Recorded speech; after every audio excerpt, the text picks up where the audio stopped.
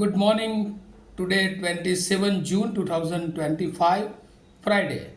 Wisdom of word of God morning ડિવોશનમાં આપ સર્વનો આવકાર કરવામાં આવે છે અને પ્રેમી સલામ પાઠવવામાં આવે છે.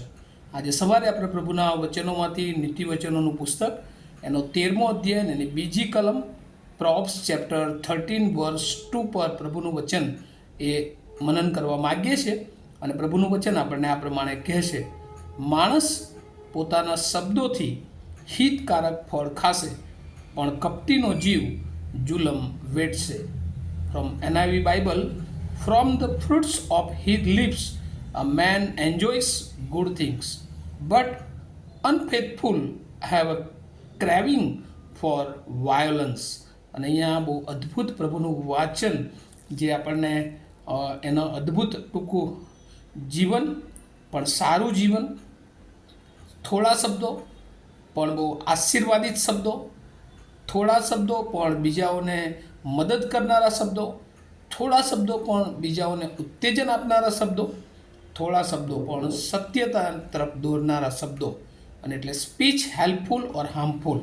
આપણા શબ્દો, આપણી વાણી, આપણા વિચારો એ કદાચ દેખાવમાં નાની હોય, પણ એ લોકોને ઈશ્વરની તરફ લઈ જનારી હોય, લોકોને દુષ્ટ માર્ગોથી પાછા ફરાવનાર હોય, એ બહુ અગત્યનું છે.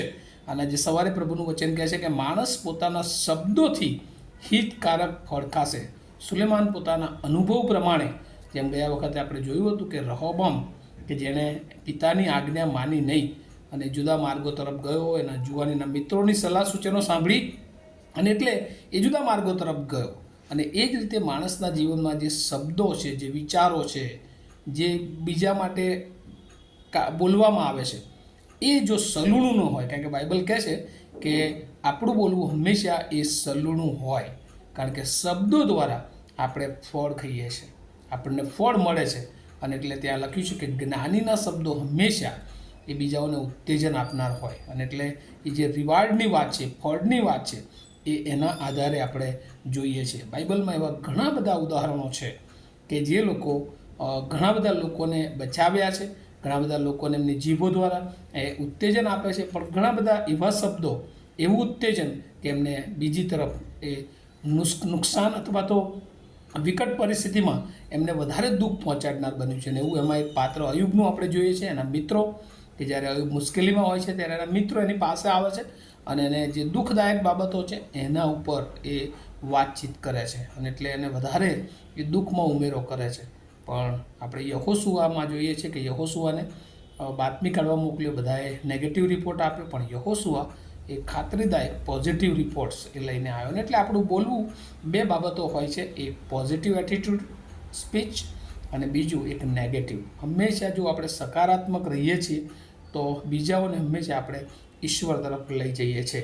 અને એટલે પ્રભુના એક સેવક એ પ્રમાણે કહે છે, good man delights in good conversation, bad man delights in bad conversation. અને એટલે જે સારા માણસો છે એ હંમેશા એ સારું બોલવામાં આનંદ માને છે, પણ જે દુષ્ટ વિચારોવાળા ખરાબ માણસો છે એ હંમેશા ખરાબ વિચારો અથવા તો વલણો અથવા વાણી બોલવામાં આનંદ માને છે. પણ બાબતો શું બને છે કે એ જે ખરાબ વાણી છે એ હંમેશા એ એવિલ થિંગ્સ એ એના જીવનમાં રજૂ કરે છે, અને જે સારી બાબતો છે હંમેશા ગુડ થિંગ્સ એ રજૂ કરે છે. અને એટલા માટે આપણે આપણા જીવનમાં ઘણી બધી વાર વિચારવાની જરૂર છે કે આપણા શબ્દો શું બીજાઓને તોડી પાડનારા છે કે બીજાઓને ઉત્તેજન આપનારા છે. અને જો આપણા જીવનોમાં એ આપણા શબ્દો જો પ્રભુના લોકોને ઉત્તેજન આપનારા છે તો પ્રભુ ચોક્કસ એના દ્વારા ઘણા બધા જીવનોને બાંધે છે.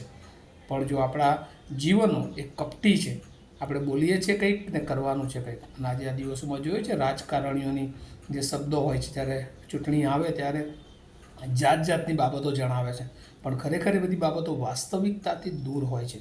અને જ્યારે પછી એ પોસ્ટ ઉપર આવે ત્યારે એ બધું જે કહેલું હોય છે એમાંથી કશું કરી શકતા નથી. કેમ?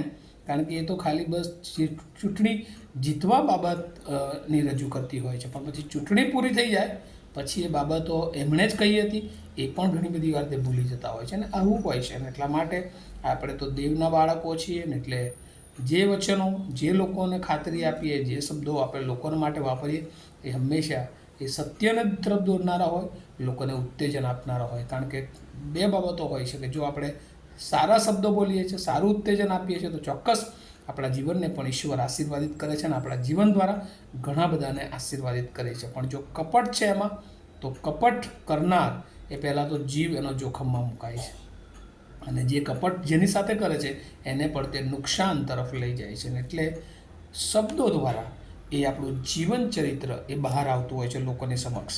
અને એટલે આપણે હંમેશા આપણા જીવનોમાં એ બીજાઓને ઉત્તેજન આપનારા, આપણા જીવનમાં નમ્રતા હોય અને વાસ્તવિક રીતે આપણે જે આપણામાં છે અને આપણે જે સત્ય જાણીએ છીએ એ જ લોકોની આગળ પ્રગટ કરીએ, કે જેથી કરીને આપણું જીવન એ ઈશ્વરમાં એ ઈશ્વરને પસંદ પડે એવું જીવન બનતું જાય અને આપણા દ્વારા ઘણા બધા લોકો એ ઈશ્વરમાં ઉમેરાતા જાય. અને પ્રભુનો આ જ ઈરાદો છે આપણા માટે. આપણે હંમેશા પ્રભુના બાળકો તરીકે વચનમાં રહીએ, પ્રાર્થનામાં રહીએ, સંગતમાં રહીએ, અને આપણને જે કામ સોંપ્યું છે એ વિશ્વાસપૂર્વક કરતા રહીએ. અને ક્યાંય પણ એ છેતરપિંડીવાળી વાત, કપટવાળી વાત જે શૈતાનનો માર્ગ છે અને આપણે એની સાથે કોઈ લાગભાગ ન હોવો જોઈએ. અને એટલે આપણે એ બધા માર્ગોથી આપણા જીવનને દૂર રાખીએ અને એ રીતે આપણે આત્મિક જીવન, આનંદિત જીવન, આધીનતાવાળું જીવન અને આશીર્વાદિત જીવન જીવવામાં આગળ વધીએ એવી મારી શુભેચ્છા અને પ્રાર્થના. ચાલો આપણે પ્રાર્થના કરીએ. અમારા જીવંત અને દયાળુ ઈશ્વર, આજે સવારે ફરી એકવાર તમે અમને વાણી સંબંધી જે શિક્ષણ આપ્યું છે કે અમારી વાણી એ સલૂણી હોય, અમારું બોલવું એ બીજાઓને ઉત્તેજન આપનાર હોય, અમારું બોલવું એ બીજાઓને તમારી તરફ એ લાવનાર હોય. પ્રભુ, અમે ઘણી બધી વાર એવી વાણી બોલીએ કે અમારા શબ્દોથી લોકોને પ્રભુ દુઃખ પહોંચતું હોય છે, લોકો પ્રભુ નાશ તરફ જતા હોય છે, લોકોને અવિશ્વાસ તરફ આગળ વધતા હોય છે. પણ એ બધી શૈતાની બાબતો છે અને એમાંથી અમારા જીવનોને પ્રભુ તમે દૂર રાખજો. સ્પષ્ટ, સત્ય અને પ્રભુ તમને પસંદ પડે છે એવું બોલી, એવી વાણી, એવું ઉત્તેજન અમારા પોતાના જીવનમાં મેળવીએ અને પ્રભુ અમે બીજાઓને પણ એ તરફ લઈ જઈએ એવી કૃપા માગતા મારી પ્રાર્થના ઈસુ પ્રભુના નામમાં સાંભળો, તેનો સ્વીકાર કરો. આમીન. Have a nice day to all of you. Thank you.